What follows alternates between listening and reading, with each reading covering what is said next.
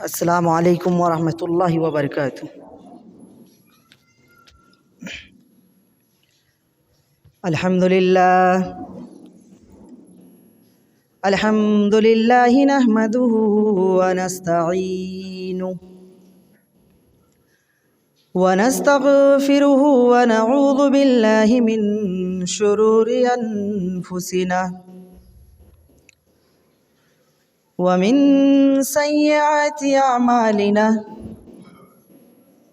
من يهده الله فلا مضل له ومن يضلل الله فلا هادي له وأشهد أن لا إله إلا الله وحده لا شريك له وأشهد أن محمدا عبده ورسوله أما بعد فإن خير الحديث كتاب الله وخير الهدي هدي محمد صلى الله عليه وسلم وشر الأمور محدثاتها وكل محدثة بدعة وكل بدعة ضلالة وكل ضلالة في النار۔ اعوذ باللہ من الشیطان الرجیم، بسم اللہ الرحمن الرحیم۔ یا ایہا الذین آمنوا اتقوا اللہ حق تقاتہ ولا تموتن الا وانتم مسلمون۔ یا ایہا الناس اتقوا ربکم الذی خلقکم من نفس واحدہ وخلق منها زوجها وبث منهما رجالا كثيرا ونساء واتقوا الله الذي تساءلون به والأرحام إن الله كان عليكم رقيبا۔ يا أيها الذين آمنوا اتقوا الله وقولوا قولا سديدا يصلح لكم أعمالكم ويغفر لكم ذنوبكم ومن يطع الله ورسوله فقد فاز فوزا عظيما۔ وقال الله تعالى في موضع آخر: يا أيها الذين آمنوا قوا أنفسكم وأهليكم نارا وقودها الناس والحجارة عليها ملائكة غلاظ شداد لا يعصون الله ما أمرهم ويفعلون ما يؤمرون۔ محترم و معزز حاضرین جمعہ،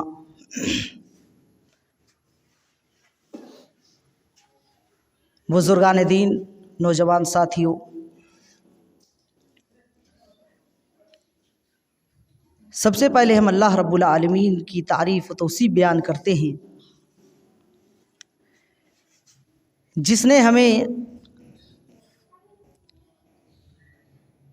اس جمعہ کے اندر مسجد کے اندر اکٹھا ہونے اور اپنی عبادت کرنے کی توفیق عطا فرمائی۔ مختصر تعریف و توصیف کے بعد درود و سلام ہوں ہمارے آخری نبی تاجدار مدینہ احمد مجتبیٰ صلی اللہ علیہ وسلم، اللہم سلم وسلم بارک علیہ۔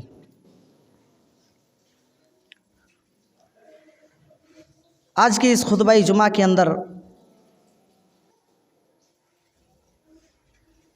بچوں کے بگاڑ کے سبب کچھ باتیں آپ کے سامنے رکھوں گا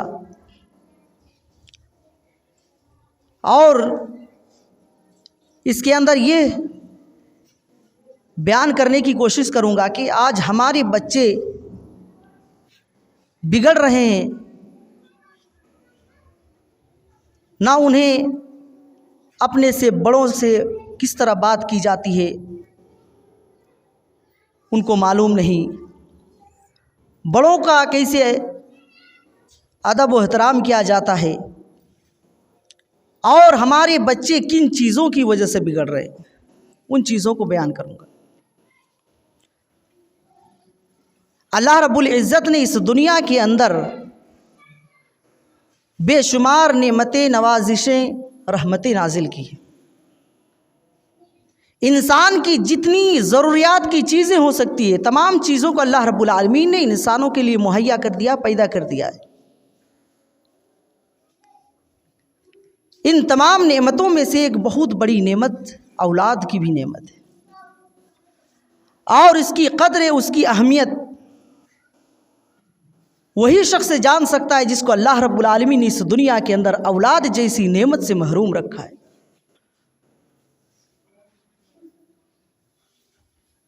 تو اس پر ایک سوال پیدا ہوتا ہے کہ اگر اللہ رب العزت نے اتنی بڑی نعمت ہمیں دی ہے تو کیا اس کے بارے میں سوال نہیں کرے گا؟ یقیناً کرے گا۔ اللہ رب العالمین اس دنیا کے اندر جتنی بڑی نعمت اللہ رب العالمین انسان کو دے گا، اس سے اتنا ہی زیادہ اس کے بارے میں سوال بھی کیا جائے۔ اللہ کے نبی صلی اللہ علیہ وسلم ارشاد فرماتے ہیں، کلکم راعٍ وکلکم مسئول عن رعیتہ، ہر ذمہ دار سے اس کے ذمہ داری کے بارے میں سوال کیا جائے گا۔ اگر اللہ رب العالمین نے کسی کو ملک کا بادشاہ بنایا ہے تو قیامت کے دن اللہ رب العالمین اس ملک کے رعایا لوگوں کے بارے میں سوال کرے گا، تم نے اپنے ملک کے بارے میں، تم نے اپنے ملک میں رہنے والے لوگوں کے ساتھ تمہارا معاملہ کیسا تھا؟ اگر کسی کو اللہ رب العالمین نے ایک راجیہ کا، ایک صوبے کا مالک بنایا ہے تو کل قیامت کے دن اس سے بھی، اس کے رعایا کے بارے میں، لوگوں کے بارے میں سوال کرے گا۔ اسی طرح اگر کسی کو اللہ رب العالمین نے کسی گاؤں کا سردار بنایا، مکھیا بنایا ہے تو کل قیامت کے دن اس سے بھی سوال کیا جائے گا کہ تم نے اپنے گاؤں کے لوگوں کے ساتھ انصاف کیا یا نہیں۔ اسی طرح اگر کسی کو اللہ رب العالمین نے ایک گھر کا مالک بنایا، اولادیں دی ہیں،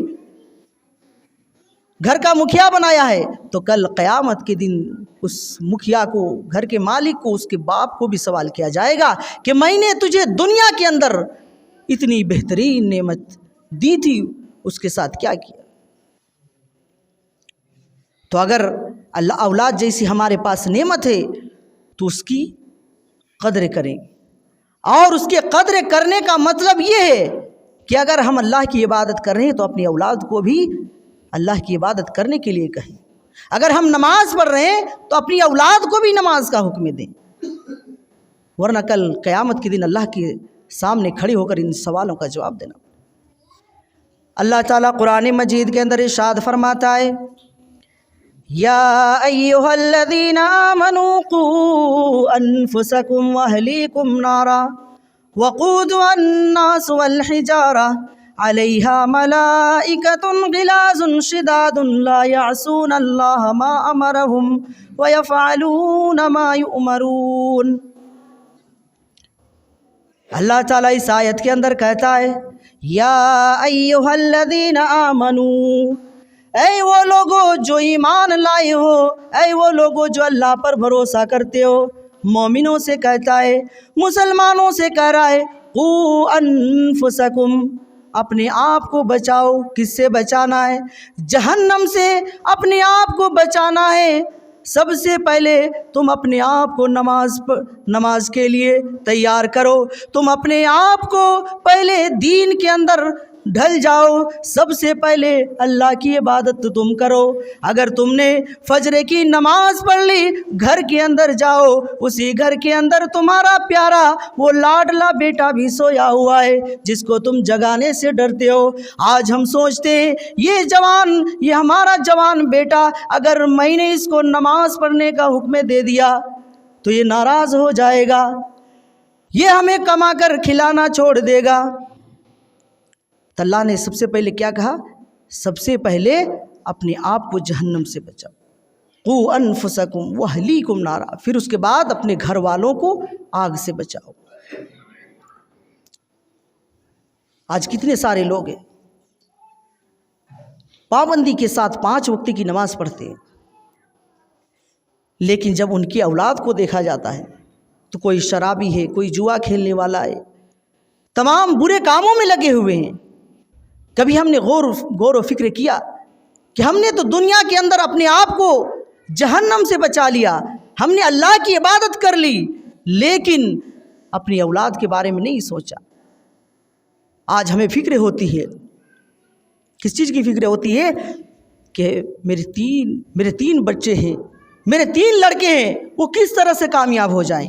ہم دنیا میں ان کو کامیاب کرنے کے لیے کتنی محنتیں کرتے ہیں، کتنی مشقتیں، کتنی تکلیفیں برداشت کرتے ہیں، لیکن ہم آخرت کے لیے اس کو کامیاب نہیں بناتے۔ اور اس دنیا کا سب سے کامیاب انسان وہی ہے جو اپنے بیٹوں کو، اپنے لڑکوں کو، اپنے لڑکیوں کو اس دنیا میں کامیابی دینے کے ساتھ ساتھ، کامیاب بنانے کے ساتھ ساتھ، وہ آخرت میں بھی ان کو کامیاب بناتا ہے۔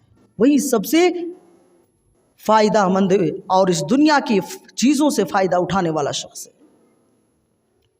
آج اگر ہماری اولاد کو اس دنیا کے اندر تھوڑی سی تکلیف پہنچتی ہے، اس کا ہاتھ کٹ گیا،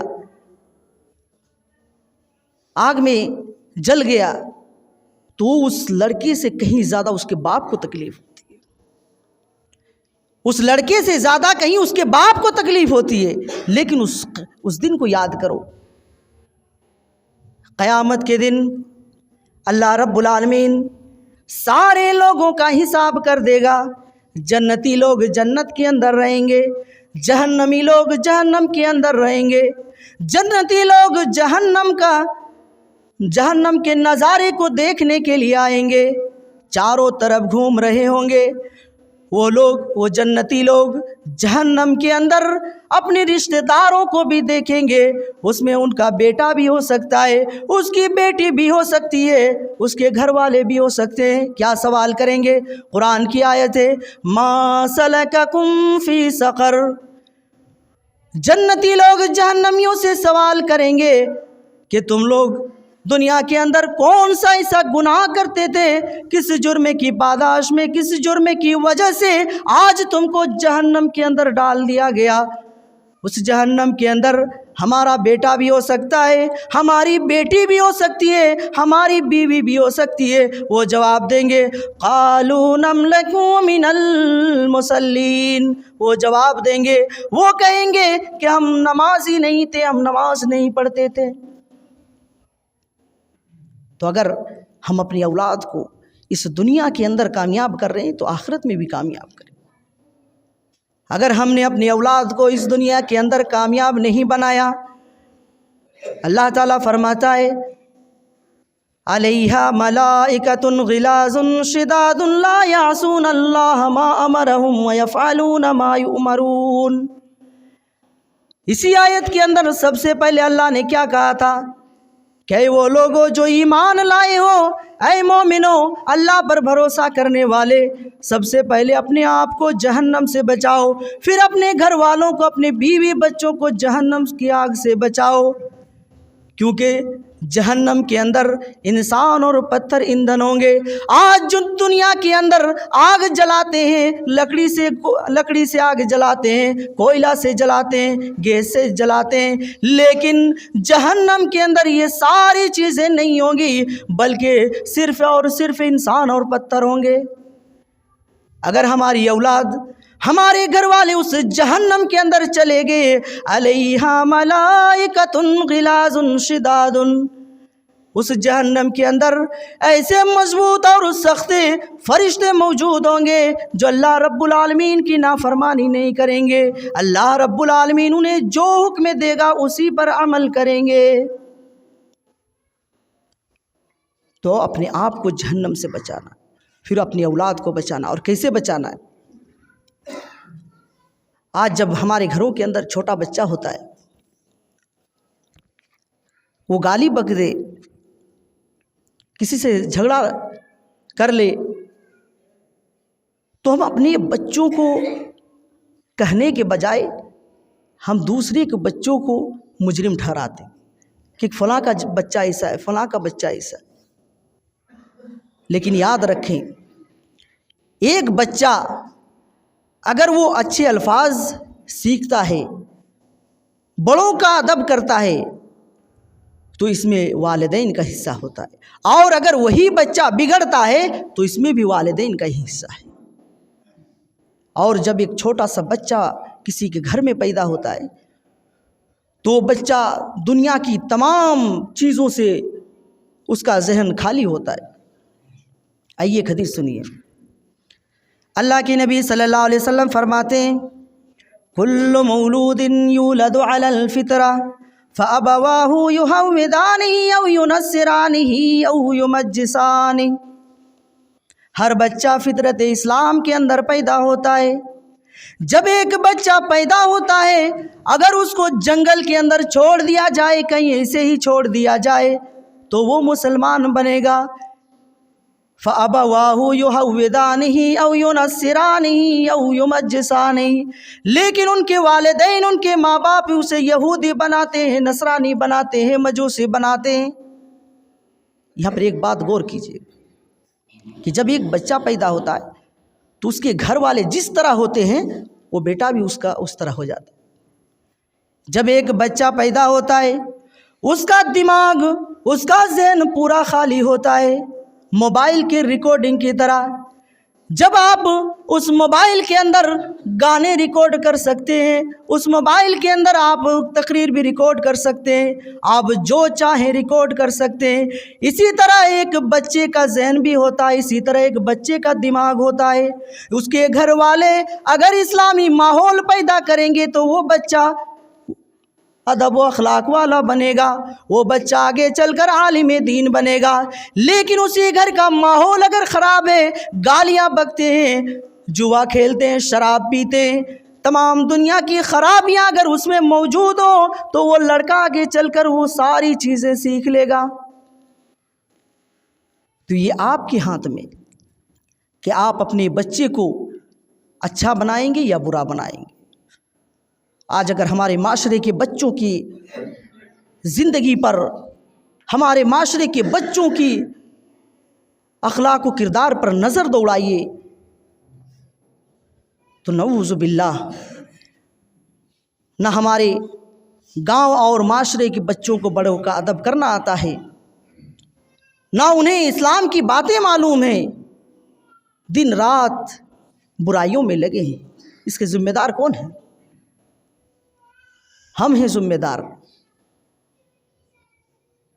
ہمارے معاشرے اور سماج کے بچے جو بگڑتے ہیں 4 چیزوں کی وجہ سے۔ اگر ایک باپ 4 چیزوں سے اپنے بچے کو روک لے، یقیناً وہ بچہ بڑا ہو کر اخلاق و کردار والا بن جائے گا۔ سب سے پہلی چیز ہے جھوٹ سے بچائیے۔ لیکن تعجب سے یہ بھی کہنا پڑتا ہے کہ بچوں کو جھوٹ بولنا آج ان کے والدین، ماں باپ ہی سکھاتے ہیں۔ کیسے؟ آئیے حدیث سنیے۔ حضرت عبداللہ بن عامر رضی اللہ تعالیٰ عنہ بیان فرماتے ہیں اللہ کے نبی صلی اللہ علیہ وسلم ہمارے گھر میں موجود ہیں، اسی درمیان میری ماں آتی ہے اور مجھے کہتی ہے اے میرے بیٹے میرے پاس آؤ، میں تجھے کچھ دوں گی۔ اللہ کے نبی صلی اللہ علیہ وسلم سامنے موجود ہیں۔ جب اللہ کے نبی صلی اللہ علیہ وسلم کے کانوں میں آواز پڑتی ہے، اللہ کے نبی صلی اللہ علیہ وسلم ان کی والدہ سے، حضرت عبداللہ بن عامر رضی اللہ تعالیٰ عنہ کی والدہ سے کہتے ہیں کہ تم نے اپنے بچے کو بلایا، کیا تمہیں اس کے کچھ دینے کا ارادہ تھا؟ کیا تم نے اپنے بچے کو اپنے پاس بلاتی اور تم اس کو کچھ دیتی؟ حضرت عبداللہ بن عامر رضی اللہ تعالیٰ عنہ کی ماں کہتی ہے کہ ہاں، میں اپنے بچے کو اپنے پاس اس وجہ سے بلائی تاکہ میں اسے کھجور دوں گی۔ اللہ کے نبی صلی اللہ علیہ وسلم کہتے ہیں سن لو، اگر تم نے اپنے بچے کو اپنے پاس بلایا، اگر تم اپنے بچے کو اپنے پاس بلاتی اور اگر اسے کچھ نہ دیتی تو تمہارے اوپر ایک جھوٹ لکھ دیا جاتا۔ آج ہمارے والدین کتنے جھوٹ بولتے ہیں۔ سامنے بچہ کھیل رہا ہے، ماں بلاتی ہے کہ آؤ میں تجھے کچھ دوں گی، وہ بچہ اس کے پاس آتا ہے اور اسے تھپڑ لگاتی ہے۔ ایک مرتبہ ہو گیا، دوسری مرتبہ اس کو بلاتی ہے، پھر اس کے پاس آتا ہے، اس کو تھپڑ لگا دیتی ہے۔ اسی طرح کرتے کرتے آج ہمارے بچے بھی والدین سے نفرت کرنے لگے ہیں۔ آج بچے جو والدین سے، ماں باپ سے نفرت کرتے ہیں، اس کی سب سے بڑی وجہ یہی ہے کہ بچہ کھیل رہا ہے، اس کو کسی چیز کے دینے کے بہانے بلاتے ہیں، وہ بچہ سامنے آتا ہے، وہ چیز ہم نہیں دیتے ہیں بلکہ اسے مارنے لگتے ہیں۔ ایک مرتبہ مار دیے، دوسری مرتبہ مار دیے، تیسری مرتبہ وہ آپ کے سامنے آنے سے ڈر جائے گا، اس وقت سے آپ سے وہ نفرت کرنے لگے گا۔ آج ہم کہتے ہیں کیا کہ ہمارے بچے ہم سے نفرت کرتے، وجہ یہی ہے کہ ہم اپنے بچوں سے جھوٹ بول رہے ہیں، اور جھوٹ بولتے بولتے وہ بچے ہم سے بہت دور چلے جاتے ہیں۔ تو اپنے بچوں کو جھوٹ سے بچائے، خود بھی جھوٹ نہ بولے اور اپنی اولاد کو بھی جھوٹ بولنے سے روکے۔ اگر آپ نے جھوٹ بولنے سے روک لیا تو یقیناً وہ بچہ بااخلاق با کردار بنے گا۔ دوسری چیز ہے چوری۔ ہمارے معاشرے اور سماج کے اندر چوروں کی کمی نہیں ہے، اور جب ایک نوجوان لڑکا چور بنتا ہے تو اچانک چور نہیں بنتا ہے کہ کسی دن اس کا من کیا اور چوری کر لیا، نہیں، بلکہ وہ بچپن سے سیکھا رہتا ہے۔ لوگ نظر انداز کر دیتے ہیں، کوئی بچہ ہوتا ہے کسی کے گھر سے یہ چیز اٹھا لیا، وہ چیز اٹھا لیا، لوگ کہتے ہیں بچہ ہے چھوڑ دیجیے، لیکن وہ آگے چل کر وہ بچہ چور بن جاتا ہے۔ آئیے ایک واقعہ سنیے۔ حافظ صلاح الدین جو پاکستان کے ایک بہت معتبر عالم دین ہے، ان کی ایک کتاب ہے تربیت اولاد کے نام سے، انہوں نے ایک واقعہ نقل کیا۔ واقعہ بیان کرتے ہوئے کہتے ہیں ایک عدالت کے اندر ایک چور کو لایا گیا، چور اس کے سامنے آیا، جج نے پوچھا کہ تم نے چوری کی ہے؟ اس نے جرم قبول کر لیا۔ جج نے فیصلہ کر دیا کہ اس چور کو، اس ڈاکو کے ہاتھ کو کاٹا جائے۔ جب اس چور کے ہاتھ کے کاٹنے کی باری آئی، وہ چور زور سے چلاتا ہے رک جاؤ رک جاؤ۔ سارے لوگ رک گئے کہ یہ کیا چور ہے؟ سزا ہونے کے بعد یہ لوگوں کو رکنے کے لیے کہہ رہا ہے۔ اس نے جج سے کہا کہ تم نے مجھے میرے بارے میں فیصلہ کر دیا کہ میرے ہاتھ کو کاٹا جائے، لیکن میری بات بھی سن لو، میرے ہاتھ کے کاٹنے سے پہلے میری ماں کی بھی زبان کاٹ ڈالو۔ لوگ حیران و پریشان ہو گئے کہ یہ کیسا چور ہے، چوری اس نے کی ہے، ڈاکہ اس نے ڈالا ہے، لیکن یہ کہہ رہا ہے کہ میرے ہاتھ کے کاٹنے سے پہلے میری ماں کی زبان کاٹ ڈالو۔ جج پوچھنے لگا بتاؤ کیا بات ہے؟ وہ کہنے لگا کہ میں چور یوں ہی نہیں بن گیا ہوں، بچپن کے دنوں میں جب میں نے دوسرے کے پڑوسی کے گھر سے ایک انڈا چوری کر کے لایا تو میری ماں نے وہ انڈا بنایا اور خود کھائی اور مجھے کھلایا۔ اپنی زبان سے یہ تک نہیں پوچھا کہ بیٹے یہ جو انڈا تو لے کر آیا کس کے گھر سے لایا ہے، کہاں سے لایا ہے؟ اسی طرح کرتے کرتے میں دوسری چیزیں بھی لانے لگا، لیکن میری ماں نے کبھی اپنی زبان سے یہ نہیں کہا اے میرے بیٹے جو یہ سامان لا رہا ہے، یہ چیزیں لا رہا ہے، کہاں سے لا رہا ہے؟ آہستہ آہستہ میں چور بن گیا۔ تو یہ چور جو بنتا ہے یہ اچانک نہیں بلکہ والدین کی وجہ سے، ماں باپ کی وجہ سے ہی چور بنتا ہے۔ تو اگر آپ لڑکا ہو یا لڑکی ہو، آپ نے کبھی اس کے ہاتھ میں کوئی ایسی چیز دیکھ لی جو آپ نے خرید کر نہیں دی ہے، آپ کے گھر والوں نے خرید کر نہیں دی ہے، تو آپ اس سے سوال کریں کہ تمہارے ہاتھ کے اندر، تمہارے ہاتھ میں جو یہ چیز ہے یہ کہاں سے آیا؟ یقین مانیں اگر آپ اس کی اسے دیکھ بھال کرنا شروع کر دیں گے تو آپ کا بچہ کبھی چور نہیں بن سکتا ہے۔ تیسری چیز ہے گالی گلوچ۔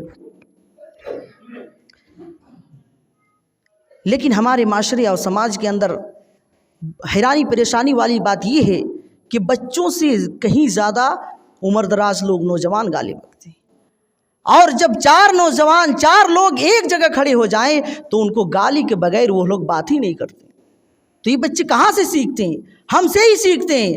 बच्चे मौजूद है वहीं पर गालियां बक रहे हैं, बच्चे मौजूद है वहीं सिगरेट पी रहे हैं, बच्चे मौजूद है वहीं दुनिया की गंदी गंदी बातें कर रहे हैं। बताइए हमारे माशरे और समाज के ये बच्चे जब बड़े होंगे तो हम कहेंगे कि ये लोग ये गालियां बक रहे हैं, ये बुरी चीज़ें सीख लिए। कहाँ से सीख लिए? नहीं, बल्कि हमारे माशरे में, हमारे समाज के अंदर जो लोग बड़े हैं उनकी वजह से बच्चे बिगड़ रहे हैं।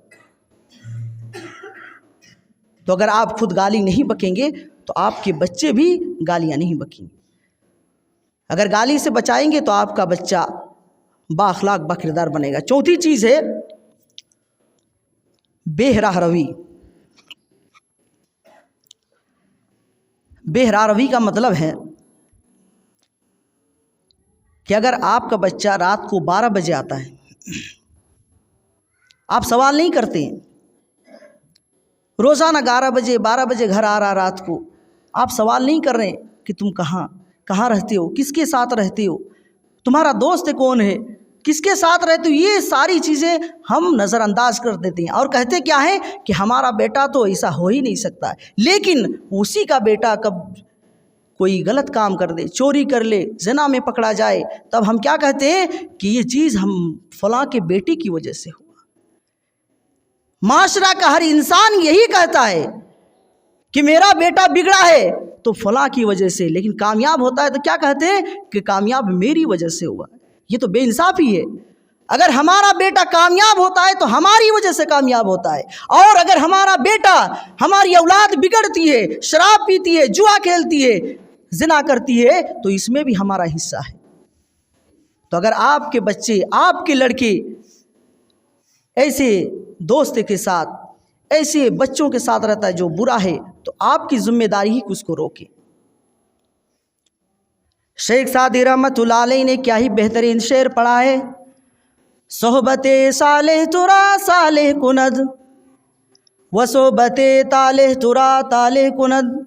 जो नेक लोगों की सोहबत में रहता है वो नेक बनता है, वो सोहबते ताले तुरा ताले कुनद, और जो बुरों की सोहबत में रहता है वो बुरा बनता है। ये आपके हाथ में। आप अगर अपने बच्चे को, अपने लड़के को देख रहे हैं कि फला लड़का जो सिगरेट भी पीता है, शराब भी पीता है, जुआ भी खेलता है, उसके साथ घूम रहा है, तो उसको घूमने से रोकें। आइए अल्लाह के नबी के सल्लल्लाहु अलैहि वसल्लम की हदीस सुनिए। अल्लाह के नबी सल्लल्लाहु अलैहि वसल्लम ने हदीस के ज़रिए से क्या ही बेहतरीन मिसाल दी है कि बुरे दोस्त के साथ रहेगा तो उसका क्या हाल होगा, और अच्छे दोस्त के साथ रहेगा तो क्या मामला। अल्लाह के नबी सल्लल्लाहु अलैहि वसल्लम ने अच्छे दोस्त की मिसाल क्या ही बेहतरीन मिसाल दी है। अच्छे दोस्त की मिसाल खुशबू बेचने वाले की तरह है। जब एक इंसान खुशबू बेचने वाले के साथ दोस्ती रखेगा, उसके पास जाएगा, उसके पास गंदगी और बदबू तो नहीं आ सकती है, लेकिन उसके पास उठकर आएगा और उसके पास से खुशबू ही आएगी। इसी तरह अच्छे दोस्त की भी मिसाल है। अगर वो अच्छे दोस्त के साथ रहेगा, अखलाक और किरदार वाले लड़के के साथ रहेगा, उसके साथ रहते रहते उसकी अच्छाइयाँ सीख लेगा। और बुरे दोस्त की मिसाल भट्टी में काम करने वाले की तरह है कि अगर कोई भट्टी में काम करने वाले के साथ दोस्ती रखता है, उससे मिलने जाएगा, उसके पास जाएगा, या तो उसके कपड़े जल जाएंगे या उससे बदबू आएगी। इसी तरह बुरे दोस्त की भी मिसाल है। अगर सिगरेट पीने वाला, बीड़ी पीने वाले के साथ दोस्ती करेगा, 1-2 दिन के बाद वो सारी बुराइयां उसके पास भी आ जाएगी। तो अपनी औलाद को देखें, अपनी औलाद को देखें कि किसके साथ घूम रहा है, किन लोगों के साथ रहता है। अगर इन 4 चीज़ों को, एक झूठ, चोरी, गाली गलौज, बेहरा रवी, आज़ादाना ज़िंदगी से अगर रोक लें अपने बच्चे, तो यकीन माने आपका बच्चा बड़ा होकर बाअखलाक बाकिरदार बन जाएगा। लेकिन आज हमारे माशरे और समाज के अंदर जो लोग बुज़ुर्ग हैं, जो वालिदैन हैं, उनको समझाने का तरीका भी मालूम नहीं होता कि जब बच्चा गलती कर ले, कोई जुर्म कर ले, तो उसको कैसे समझाना है।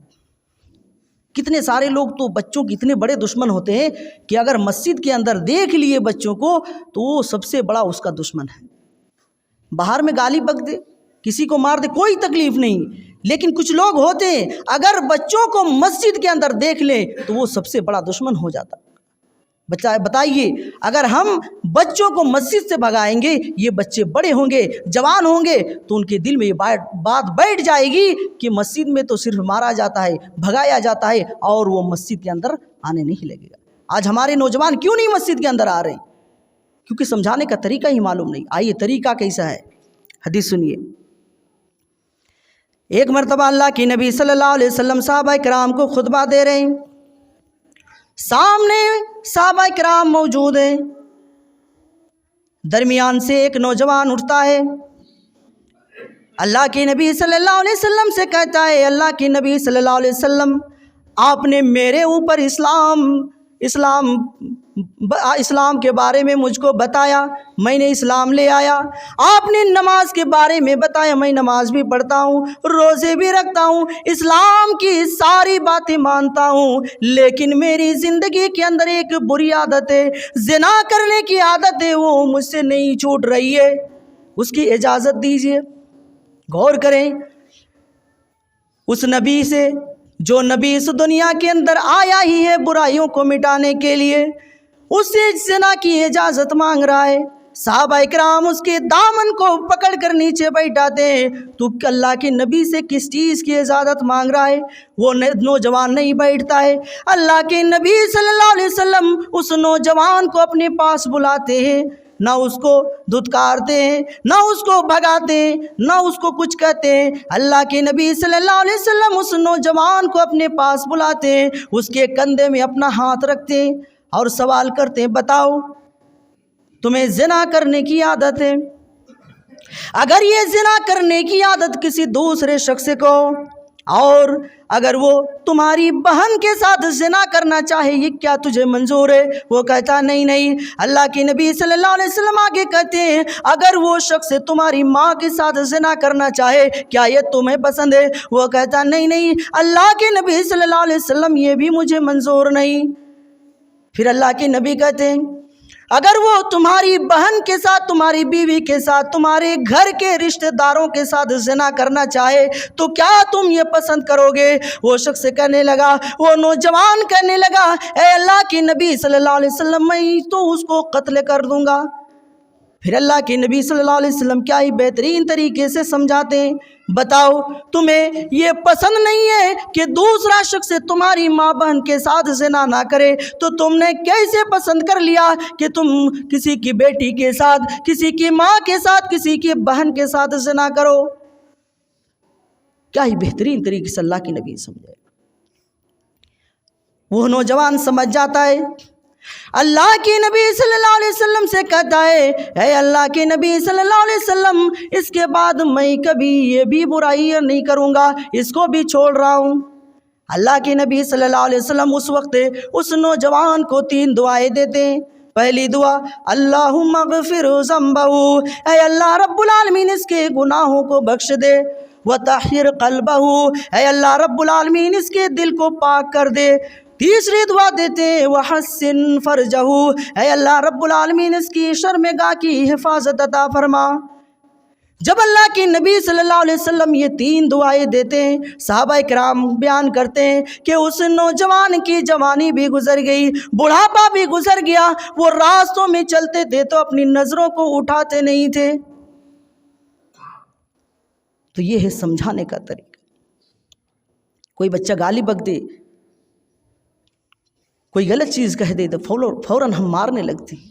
نہیں، بلکہ اس کو اچھے طریقے سے سمجھائیں، جیسا کہ اللہ کے نبی صلی اللہ علیہ وسلم نے اس نوجوان کو سمجھایا.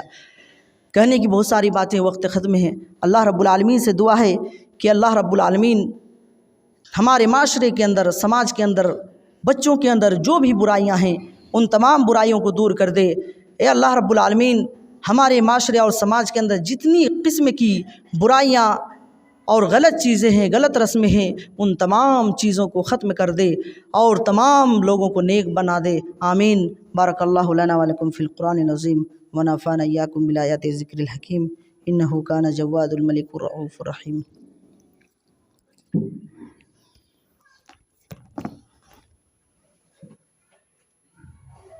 ہے۔